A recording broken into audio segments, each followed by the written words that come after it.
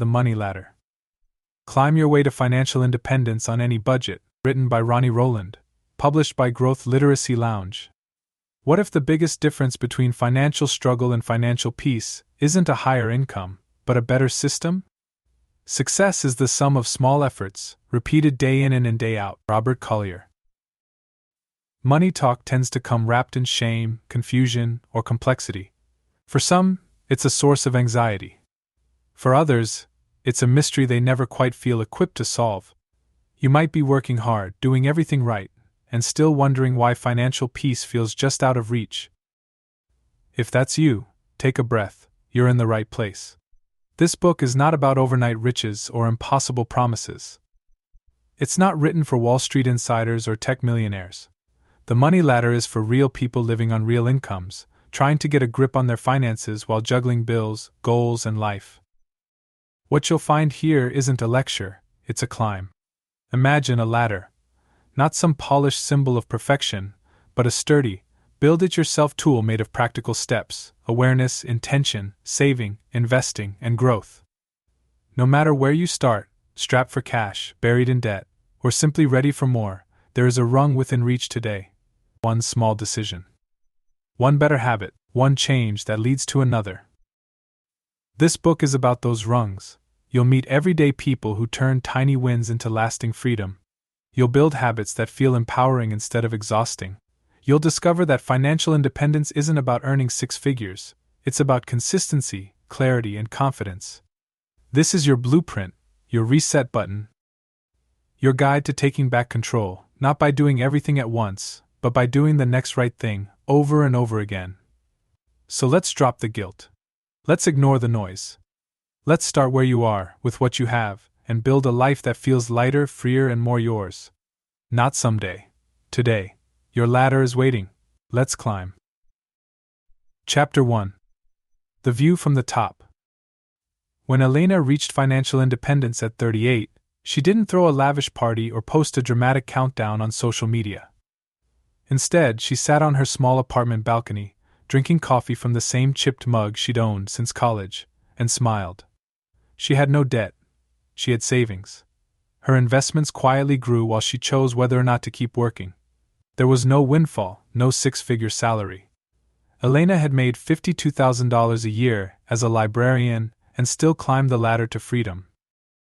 That's the moment we're all after, not necessarily early retirement, but choice, peace, margin. The ability to say yes to what matters and no to what doesn't. That's the real reward of financial independence. And despite what flashy gurus might have you believe, it's not reserved for trust fund kids or tech entrepreneurs. It's not a fantasy or a privilege, it's a path. A climb.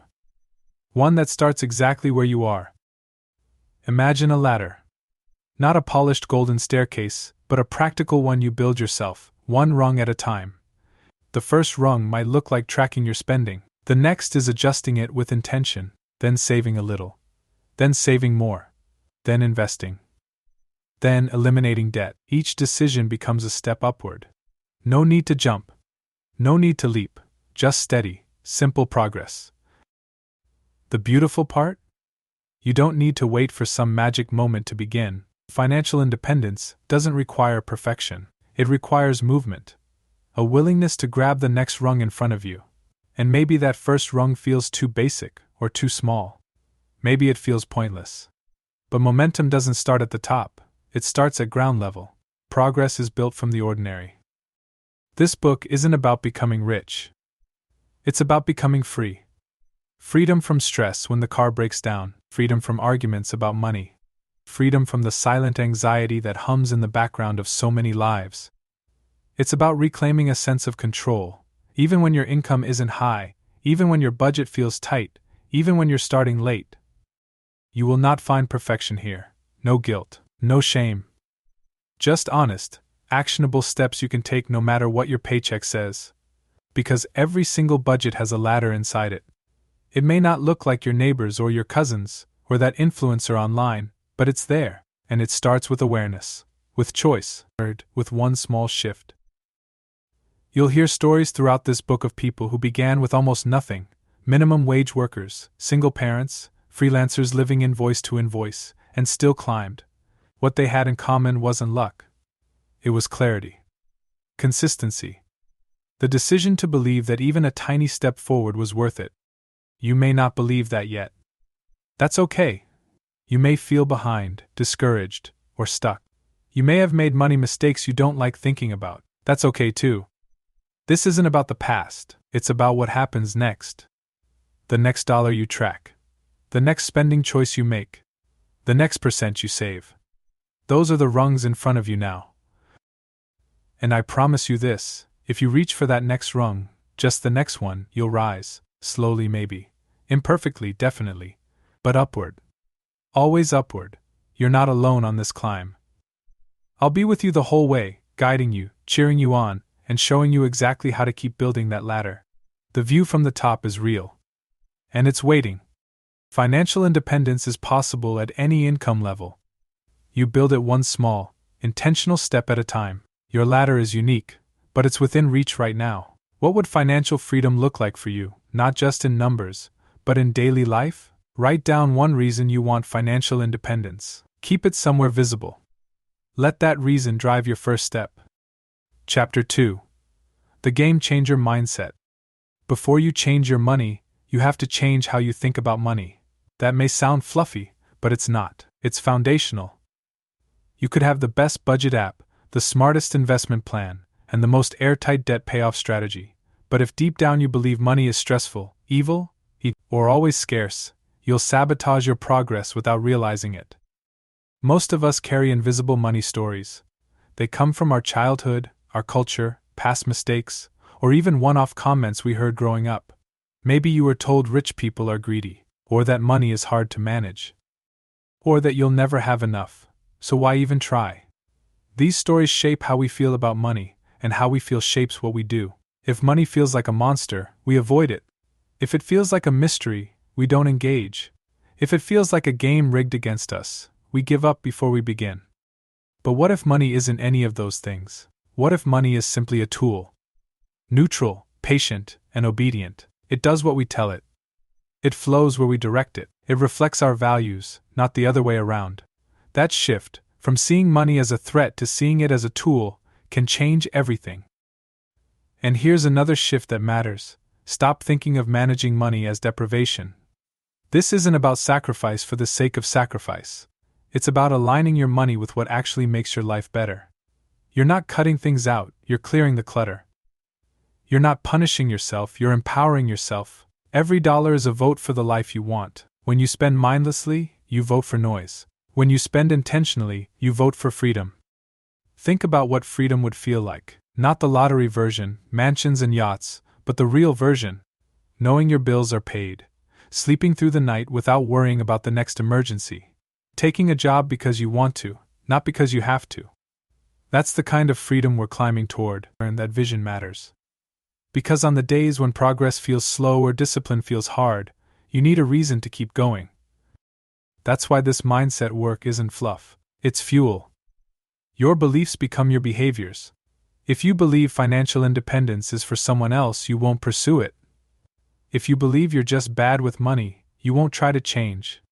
But if you believe you can learn, that it's okay to start small, and that every dollar has power, you'll build a new reality. Let's be honest, your current mindset didn't form overnight. It came from years of repetition. So changing it will take practice too. But you don't have to be perfect. You just have to become aware. Start noticing your inner dialogue when you think about money. What's the tone? Is it fear, shame, avoidance? Or is it curiosity, confidence, control? You get to choose which voice gets louder. Remember, this climb isn't just about building external wealth. It's about building internal peace, and that starts in your mindset. You don't need to have it all figured out. You just need to believe that progress is possible. That's the mindset of a climber. That's the mindset of someone who wins. If you've ever thought, "I'll never get ahead," replace it with, "I'm learning how to climb."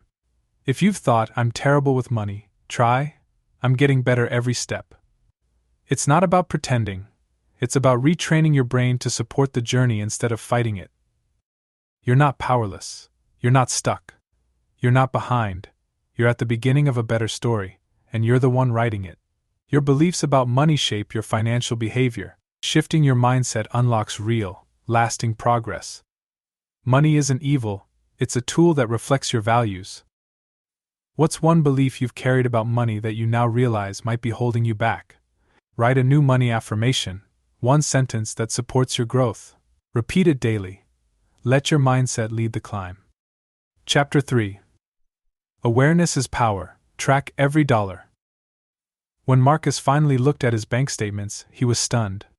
He wasn't living extravagantly, no luxury cars, no shopping sprees, but the numbers told a different story. $146 on streaming services, $270 at fast food restaurants, $89 on late fees.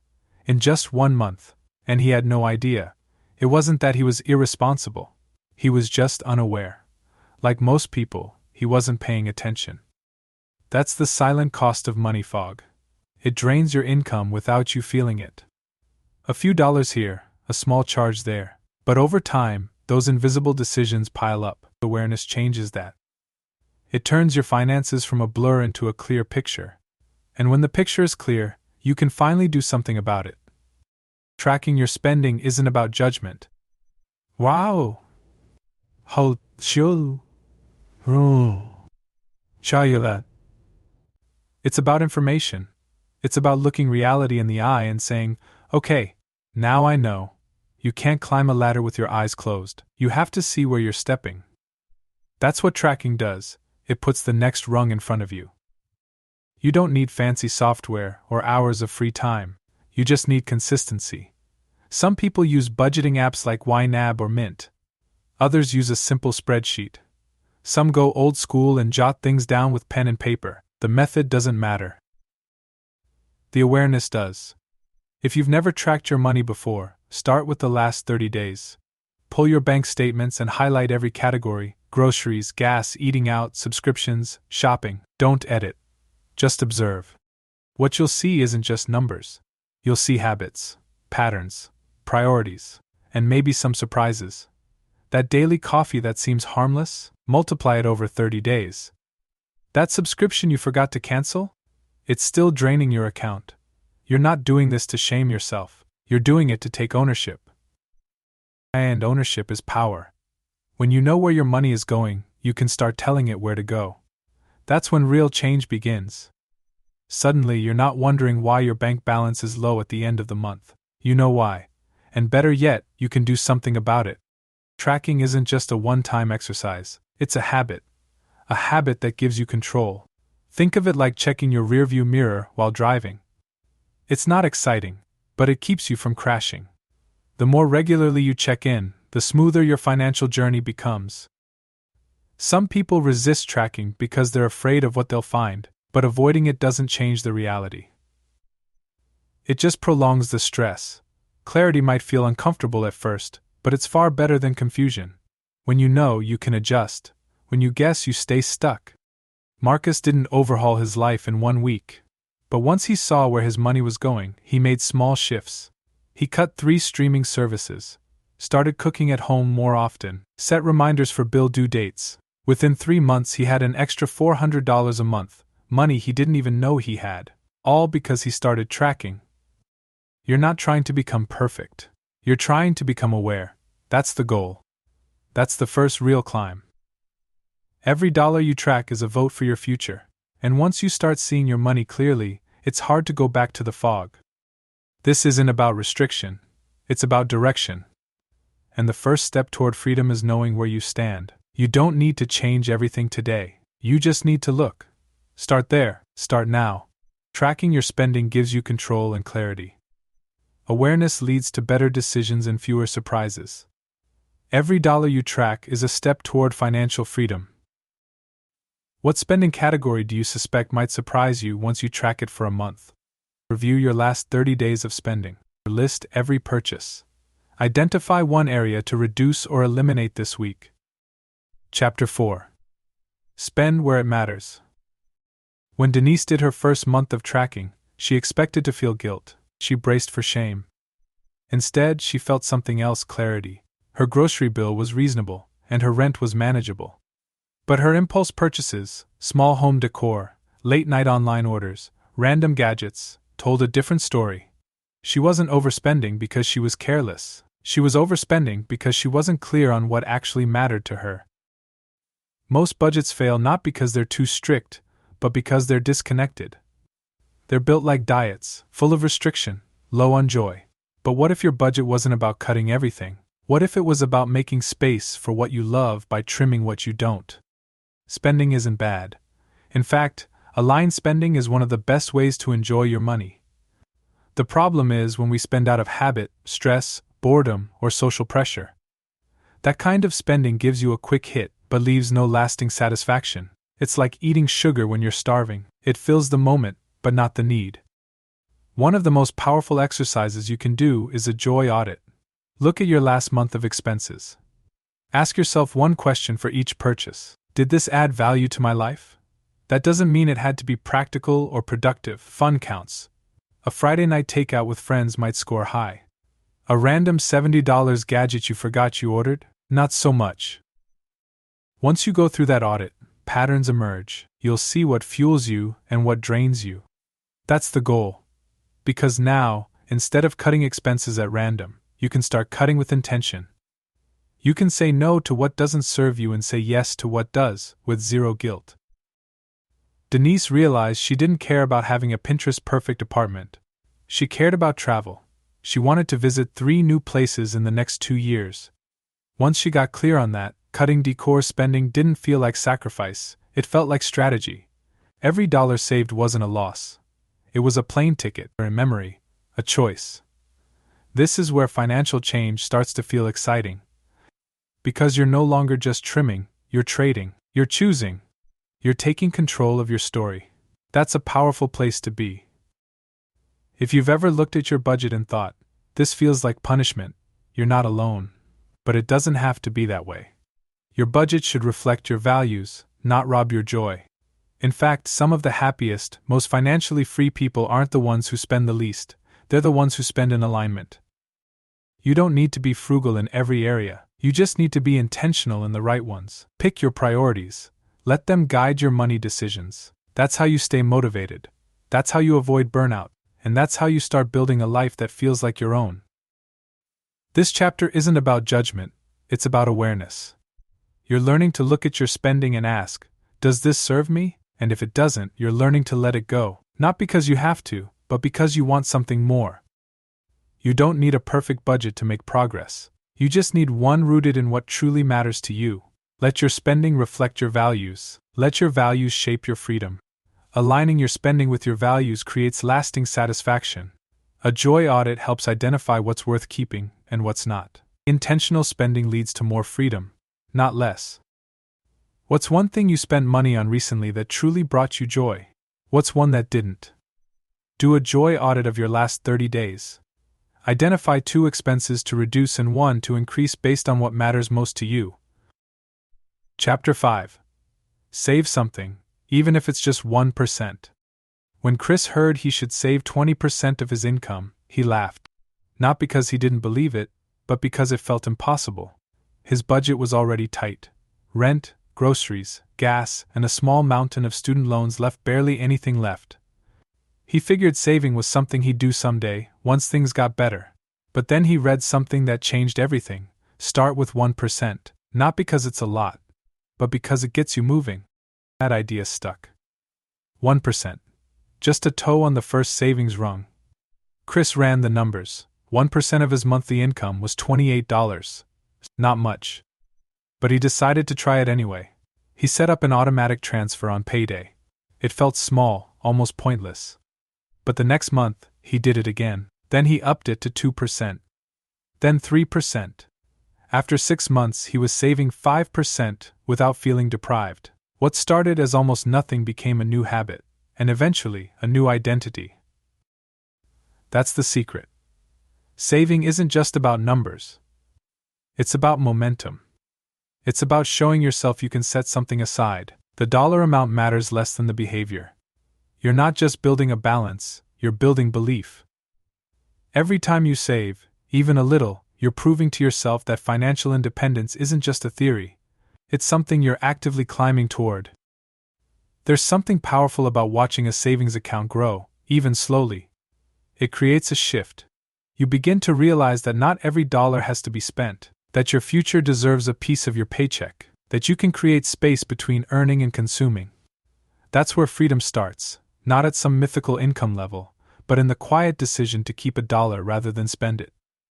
Start with what you can: 1%, $5. A weekly transfer. A jar in your kitchen. It doesn't matter how small. What matters is starting. You're building a habit, not chasing a quota. If you can do 1%, you can do 2%.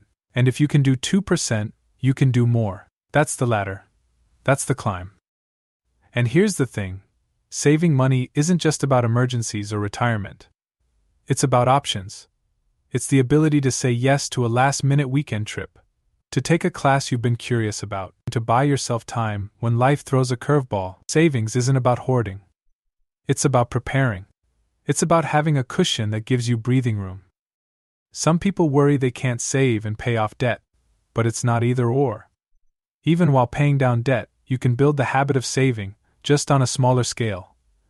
It keeps you from relying on credit when the unexpected happens. It keeps your progress from unraveling at the first emergency.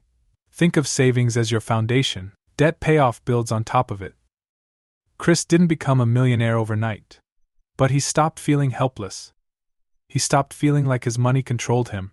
That's what saving does. It shifts your posture from reactive to proactive, from anxious to empowered, from stuck to climbing. You might feel like 1% is too small to matter, but the truth is, it's the beginning of everything. Don't wait for the perfect time. Don't wait for a raise or a windfall. Start now. Start small. Start with the rung in front of you. Because once you take that first step, you'll never see money the same way again. Saving even 1% creates momentum and belief. Small, consistent savings habits lead to big long-term results. Saving is about freedom, not just emergencies. What's one small, regular amount you could start saving this week, even if it feels insignificant? Set up an automatic transfer, even just 1%, from your next paycheck into a savings account. Make it real. Make it routine. Chapter 6. Pay yourself first. Then learn to live on the rest. Carlos used to wait until the end of each month to see if there was anything left to save. Most months there wasn't. Something always came up: a birthday, a car repair, a night out that went a little overboard. Saving was the last line item, the leftover. And it showed. No matter how hard he tried, he never seemed to get ahead. Then someone told him, treat your savings like a bill, pay yourself first. At first it sounded odd. Wasn't saving what you did after everything else was covered? But Carlos decided to try it. He set up an automatic transfer the day his paycheck hit, moving just $50 to a separate account before he touched a single dollar. The first time felt risky. But after a few weeks he adjusted. The rest of his budget squeezed into what was left. He still paid his bills. He still lived. But now he was saving consistently, for the first time in years. Paying yourself first flips the script. Most people earn, spend, and hope there's something left.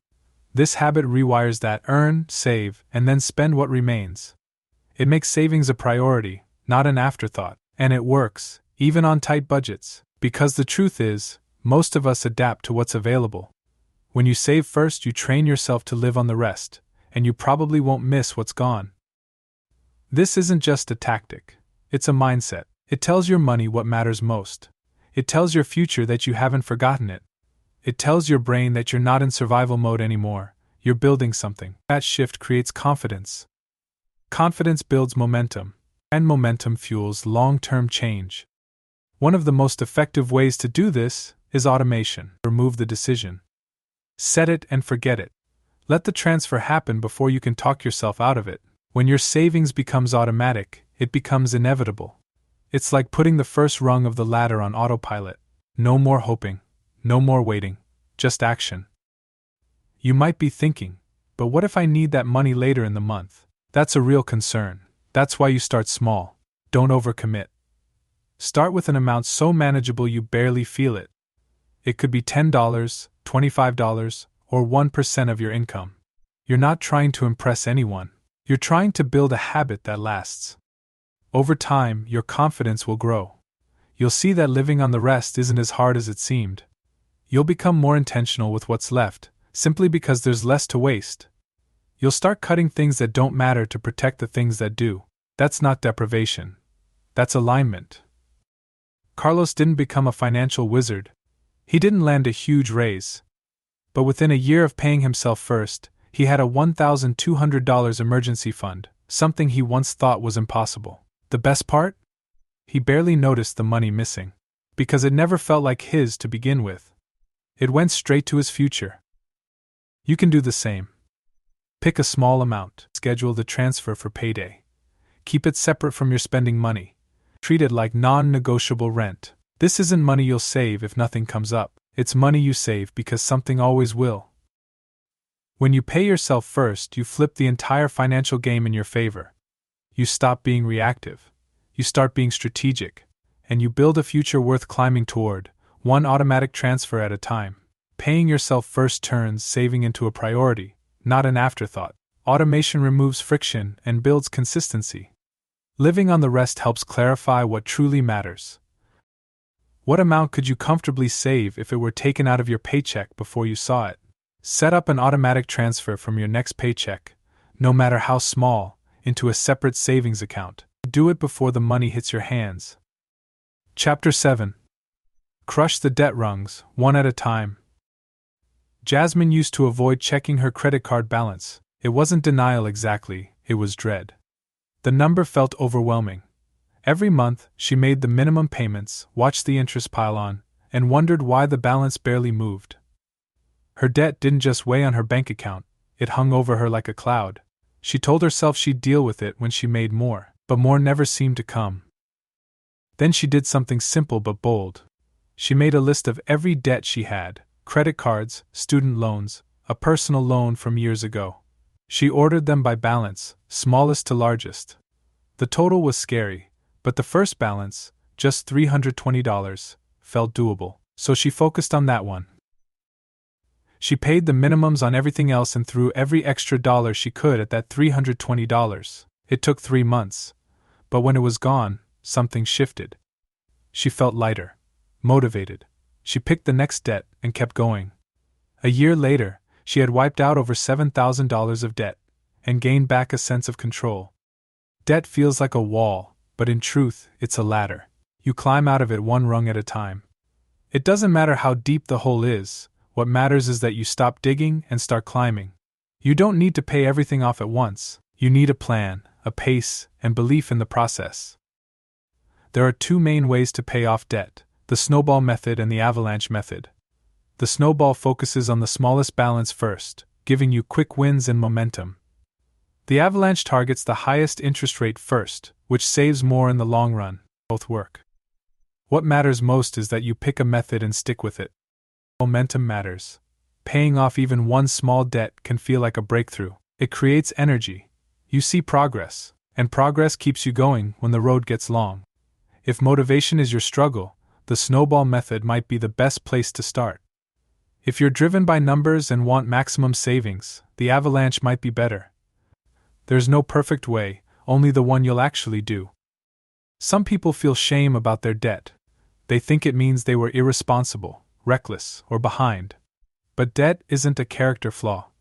It's a circumstance. And circumstances can change. You are not your balance. You are not your interest rate. You are someone who is climbing, step by step, into a better financial future. Jasmine didn't wait for a big raise or a miracle. She cut out one takeout meal a week, sold some clothes online, picked up a weekend shift once a month. Every extra dollar went to her debt. It wasn't glamorous. But it worked, because consistency beats intensity. She didn't need a financial windfall. She needed a plan, and a reason to keep going. You don't have to wait until you're out of debt to start building wealth either. You can save and pay off debt at the same time. Even a small emergency fund keeps you from sliding backward when life throws a punch. Think of debt as just another part of your climb. You're not stuck, you're in motion. Start by listing your debts. Choose your method. Pick your first target. Celebrate every balance you crush. Every payment is a step. Every step is progress. You're not buried. You're building. Debt is a ladder you climb one balance at a time. The snowball and avalanche methods both work. Consistency is key. Paying off debt builds confidence, clarity, and momentum. What's one debt you could realistically target first, and how would it feel to eliminate it? List all your debts today. Choose either the snowball or avalanche method, and highlight your first target. Take one small step toward it this week. Chapter 8. The Power of 10%, Growing Your Savings Muscle. At first, Maya didn't think of herself as a saver. Saving felt like something other people did, people with higher incomes, fewer expenses, or more discipline. She was doing well just covering her bills and making minimum debt payments. But after she started saving 1%, then 2%, something unexpected happened. She got used to it. It became normal. She stopped thinking of saving as a punishment and started seeing it as a habit, like brushing her teeth. That mindset shift made all the difference. 6 months in, she bumped her savings rate to 5%, then 7%. It stretched her a little, but she adapted. She brought lunch to work, delayed a few online purchases, said no to things she used to say yes to without thinking. Nothing dramatic, just a string of small, conscious decisions, and before long she was saving 10% of her income. What once felt impossible had become routine. There's a kind of confidence that builds when you prove to yourself you can grow. Hitting 10% isn't about some magic number, it's about momentum. It's about strengthening your savings muscle. Like going from walking a mile to running 3. You didn't start there, but now your legs know how to move, your habits have changed, your priorities have shifted, and best of all, your belief in yourself has grown. Saving 10% doesn't mean depriving yourself of joy. It means giving yourself options. It means building future freedom into today's routine. That money becomes your cushion, your launch pad, your peace of mind. It's not just digits in a bank account, it's flexibility, opportunity, and security. That's what you're really building with every percentage you raise. Some people hit 10% and stop there. Others keep going, 12%, 15%, even 20% over time. There's no rule. What matters is that you start where you are and grow at a pace that works for your life. The more intentional your spending becomes, the more room you'll find to save. And the more you save, the less financial stress you carry. It's a beautiful cycle. One powerful tactic is to increase your savings rate every time your income goes up. Get a raise? Save a portion before your lifestyle catches up. Start a side hustle? Automatically route part of that income to savings. These small tweaks compound over time. You won't miss the money, because you never counted on it to begin with, but your future self will thank you every time. Maya used to think 10% was only for people who had it together. Now she knows better. It's for anyone who's willing to start small and stay consistent. Her income didn't double. Her life didn't suddenly simplify. What changed was her mindset and her system. She no longer saves what's left, she saves on purpose. And that purpose is building something stronger than a number. It's building a life she controls. You don't have to jump straight to 10% today. But if you're at 1% or 3%, ask yourself, could I stretch just a little more? Could I try 5% for the next 2 months and see how it feels? You might be surprised at what's possible, not because your income changed, but because you did. The ladder to financial independence isn't climbed with huge leaps, it's climbed with steady, deliberate steps. Raising your savings rate is one of those steps. Every percent higher is a rung closer to freedom. Keep climbing. Growing your savings rate is about building habits and confidence. 10% is achievable through gradual, intentional increases. Saving more creates peace, flexibility, and long-term freedom. What would need to change in your spending or mindset to reach a 10% savings rate? Increase your current savings rate by 1% starting this month. Automate it, adjust your budget, and observe how it feels. Chapter 9. Your money should work harder than you do. When Andre first heard the word investing, he pictured Wall Street guys in suits, staring at complicated charts and speaking in jargon. It felt out of reach. He assumed investing was for people with wealth, not someone trying to stretch a middle-class paycheck. So he waited. He told himself he'd learn someday, but that someday kept slipping further away. Then a friend told him about index funds, Simple baskets of stocks that let you invest in hundreds of companies at once. No picking winners, no watching the market every day. Just steady, low-cost investing that matched the overall market. Andre was skeptical but curious. He opened a Roth IRA, put in $100, and chose a basic S&P 500 index fund. He didn't understand everything, but he understood the most important part. His money had just started working for him. That's what investing is. It's putting your dollars to work so they grow over time.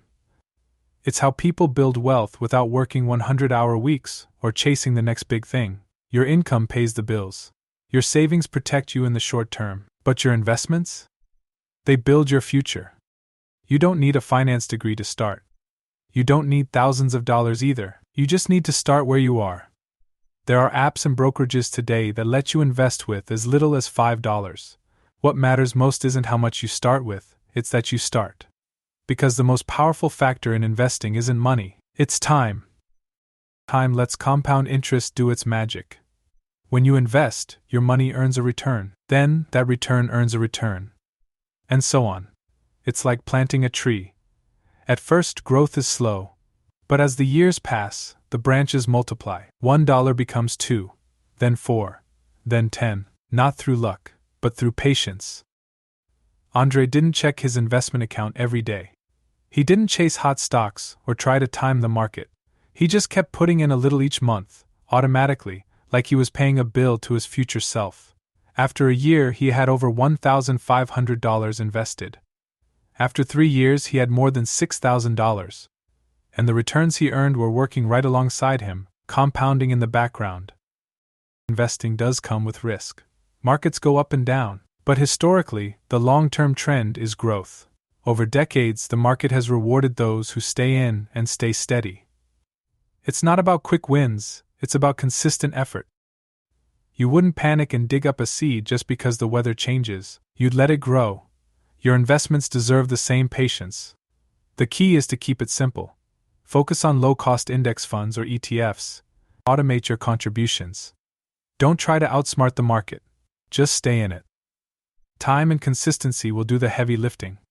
You don't have to be rich to invest.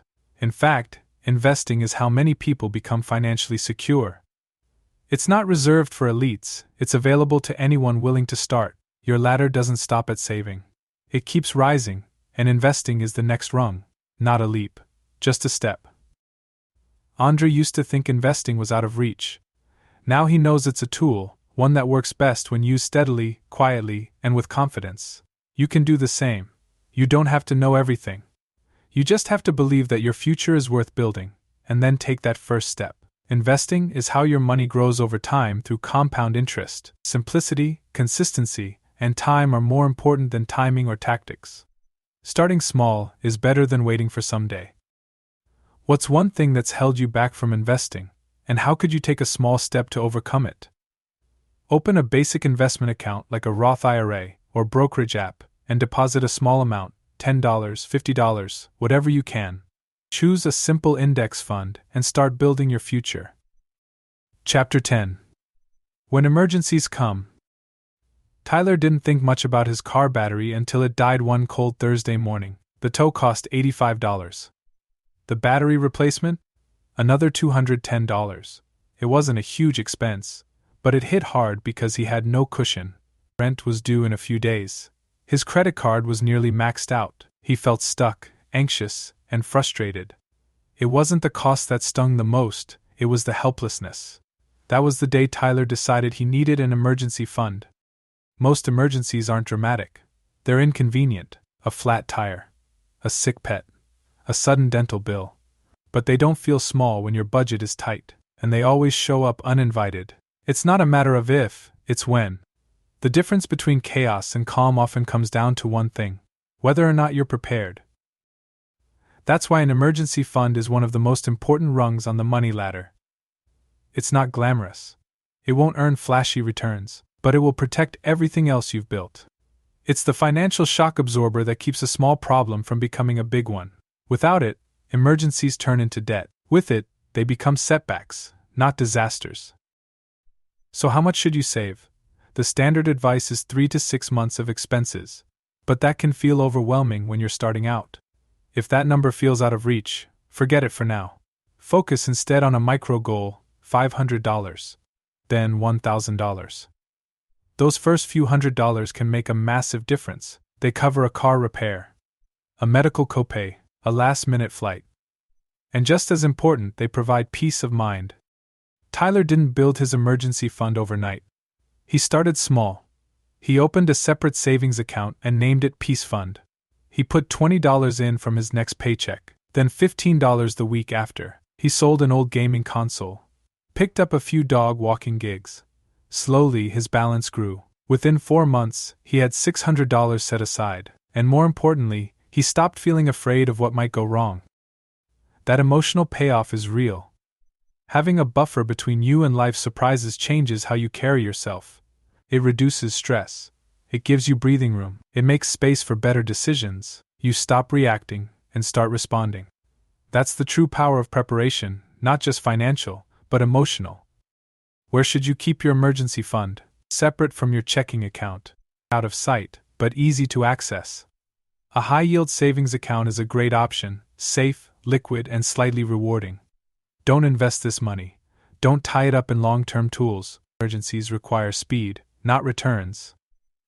It's also important to define what counts as an emergency. A sale on a new TV? Not an emergency. A broken water heater in January? Definitely. Your emergency fund should be your last resort, not your convenience fund. Protect it. Refill it after you use it. Treat it like the moat around your financial castle. You won't always need it. That's the hope, but when you do, it will be there. Not because you were lucky, but because you planned. That's what financial independence is really about, not just wealth, but stability, confidence, sleep at night security. Tyler hasn't had to touch his emergency fund in over a year, but he sleeps better knowing it's there. That feeling? That's worth every dollar. Start building your buffer today. Even if it's just a few dollars at a time. Your future self will thank you, not just for the money, but for the peace it brings. Emergencies are inevitable. Being prepared turns panic into peace. A starter fund of $500, $1,000 can prevent small crises from becoming debt. An emergency fund provides emotional and financial security. What recent unexpected expense would have been easier to handle with an emergency fund in place?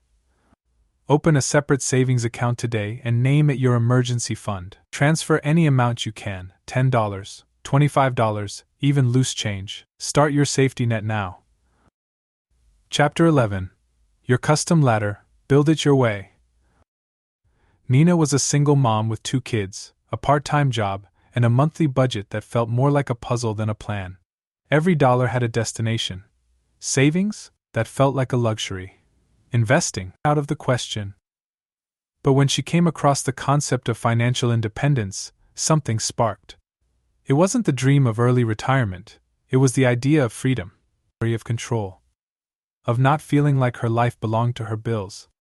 At first she tried to follow someone else's plan. It didn't work. Their budget didn't match her reality. Their priorities didn't match her values. It was discouraging, until she realized the ladder wasn't one size fits all. It was personal. The rungs were the same: awareness, intention, saving, debt, investing, but how you climb them? That's up to you. Your money ladder might look different than your neighbors, your friends, or the influencers online, and that's okay. Your circumstances are unique. So your strategy should be too. Maybe you're raising a family on a single income. Maybe you're a freelancer with variable pay. Maybe you're starting over after a divorce, a layoff, or a health crisis. That doesn't disqualify you. It defines your starting point and shapes your path. The key is to build a system that works for you. If weekly budgeting feels exhausting, try bi-weekly or monthly. If cash envelopes feel old school, use digital tools that do the same thing. If you can't save 10% yet, start with 2% and work your way up. The point is progress, not perfection, flexibility, not rigidity. Financial freedom isn't about fitting into someone else's mold. It's about designing a life that reflects your values, your goals, and your reality. That means asking better questions. What's truly important to me? What am I willing to change? What am I not? Where can I stretch without snapping? For Nina, the first breakthrough came when she identified her real priorities. She didn't care about fancy clothes or eating out, but she did care about stability for her kids. That meant building a small emergency fund, then paying off a lingering credit card balance, then finding a part-time gig that gave her more flexibility. It wasn't fast, but it was hers. And every decision felt more empowering because it came from her own plan, not someone else's blueprint. This chapter is your permission slip to build your own ladder. Take what works, leave what doesn't, adjust as you go. Life changes, and your financial strategy can too. What matters most is that you stay honest with yourself, with your numbers, with your goals. Not everything will go according to plan, but when the plan is yours, it's easier to stick with. You're not failing if your ladder has fewer rungs this month. You're not behind if you skipped one and had to come back to it later. The climb is still valid. The effort still counts. What matters is movement. What matters is ownership. You are the architect of this journey. Nina didn't reach financial independence in a year, but she reached something just as powerful: financial clarity. She knew where her money was going, why it mattered, and how she could adjust. That clarity turned into confidence, and that confidence? It became her fuel to keep climbing. No matter your background, income, or situation, there is a ladder in your life waiting to be climbed. You don't have to copy someone else's route, you just have to commit to your own. The next rung is always within reach, especially when you build it to fit your hands. Your financial path is personal. Customize your ladder to fit your life. Progress matters more than perfection. Clarity and flexibility are your greatest financial tools. What's one part of your current financial plan that doesn't align with your reality, and how could you adjust it? Review your current budget or money system. Identify one way to simplify or customize it to better match your lifestyle. Make that change this week. Take care and be well.